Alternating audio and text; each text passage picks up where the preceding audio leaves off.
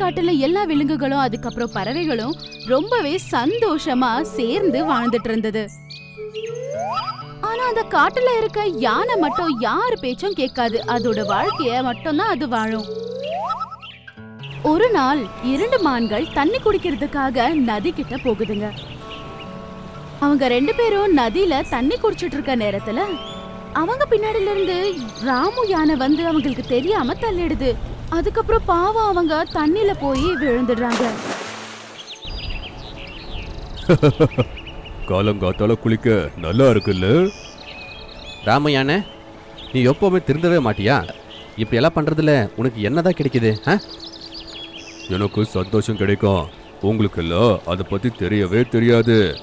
நீங்க கஷ்டப்பட்டு ஒரு நாள் இந்த உலகத்தை விட்டு போக போறீங்க. ஞாபகத்துல ராமு யானை மட்டும்தான் இருக்கும். அப்ப அவன் முன்னாடியே ஒரு காண்டாமிருகம் ரொம்ப வேகமா ஓடி வந்துகிட்டு இருக்கும். ராமு யானை, இந்த வாட்டி உன்னை எப்படி அடிக்க போறேன்னா உன்னோட விளையாட்டு எல்லாமே உடைஞ்சு போகும் பாரு. ஐயோ கடவுளே, நீ எங்க இருந்து வந்த? ராமு யானை அங்க இருந்து டக்குன்னு தூரம் போயிடுது. அப்ப ஓடி வந்த அந்த காண்டாமிருகம் மரத்துக்கு போய் இடிச்சுக்குது. அப்படியே கொம்பு தூக்கிட்டு வந்த, இப்ப என்ன ஆச்சு? யானை அங்கிருந்து சீக்கிரமா கிளம்பி போயிடுது. அதுக்கு எவ்வளவு சந்தோஷம்னா யாருமே அதை எதுவும் பண்ண முடியாதுன்ற தைரியம்.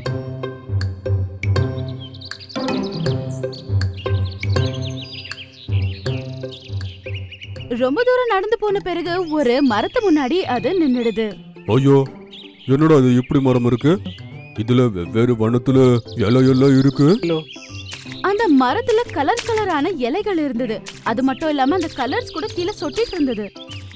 ஓ, எந்த வண்ணத்து இலையோ அந்த வண்ணத்துல லிக்விட் வந்துட்டா இருக்கு. இது என்னடா இது?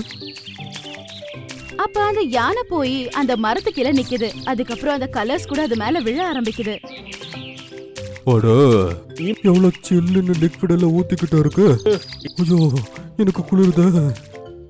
அதுக்கப்புறம் அந்த மரத்துல இருந்து அந்த யானை தூரமா நகர்ந்து போயிடுது. அதுக்கப்புறம் காட்டுக்கு போயிடுது. அதோட உடம்பு மேல அந்த கலர்ஸ் இருக்கிறது கூட அதுக்கு தெரியாது. அது அங்க இருந்து அது பார்க்கவே ஏதோ விசித்திரமா இருக்கும். காட்டுக்குள்ள போன உடனே அது பாக்குது, அங்க இருந்த எல்லா விலங்குகளும் ஒண்ணு கூடி ஏதோ மீட்டிங் போட்டுக்கிட்டு இருந்ததுங்க. இந்த ராமு யானைய நாம ஏதாச்சும் பண்ணியே ஆகணும். அது எல்லாருக்குமே தொந்தரவு கொடுத்துக்கிட்டே இருக்கு. ஐயோ கடவுளே, இவங்க என்ன பத்தி தான் பேசிக்கிட்டே இருக்காங்க போல. சரி, ஏதோ பண்ணட்டும். அப்ப அது அவங்க கிட்ட போய் இப்படின்னு சொல்லுது.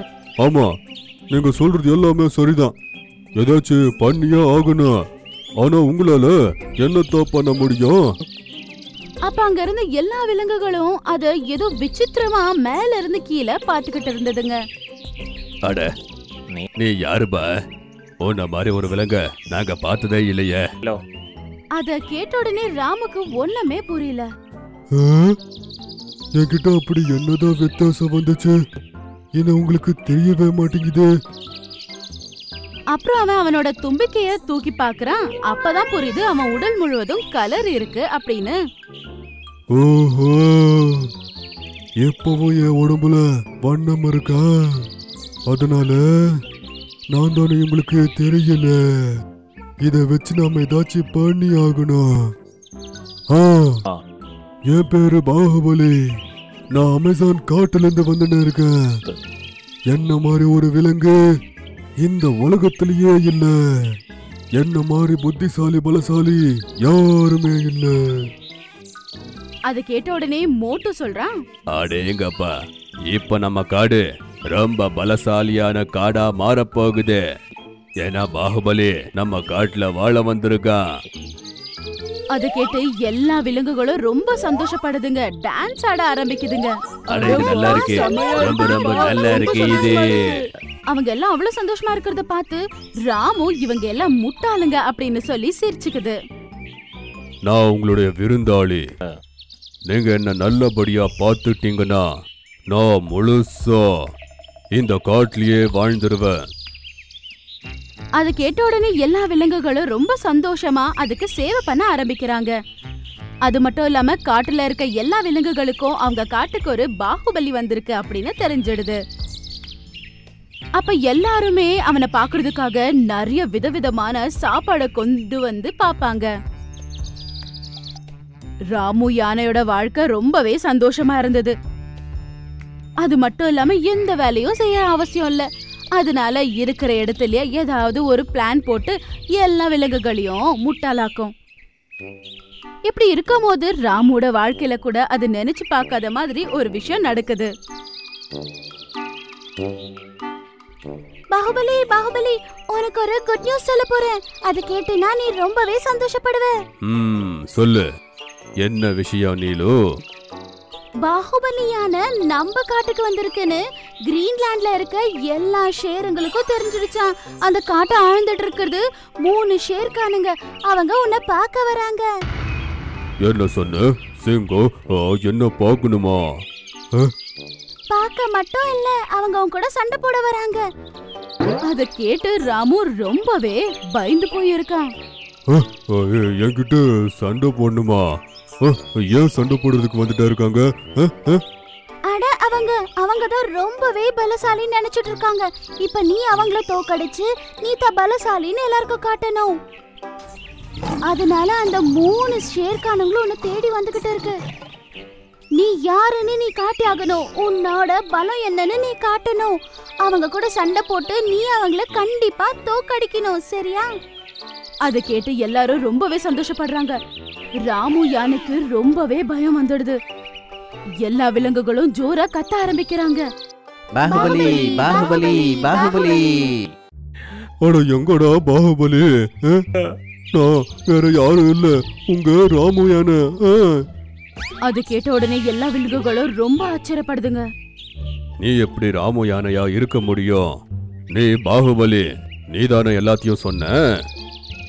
ஒரு நிமிஷம், எல்லாத்தையும் நான் உங்களுக்கு காட்டுறேன். ராமு யானை சீக்கிரமா நதி பக்கம் ஓடுது.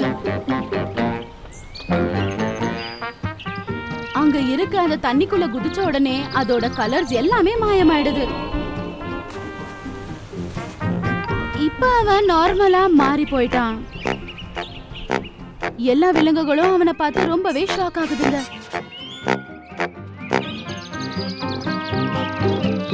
டேய் ராமயானே, நீதானா இது? அப்படின்னா எல்லாரையும் நீ முட்டாளாக்கிட்டியா? ஆமா, விளையாண்டு பார்த்தேன். இப்ப எனக்கு ஒரு நல்ல பாட புகட்டிக்கிட்டீங்க. இப்போ 3 சிங்கத்துக்கு நான் யாரும் ஆக போறேன்.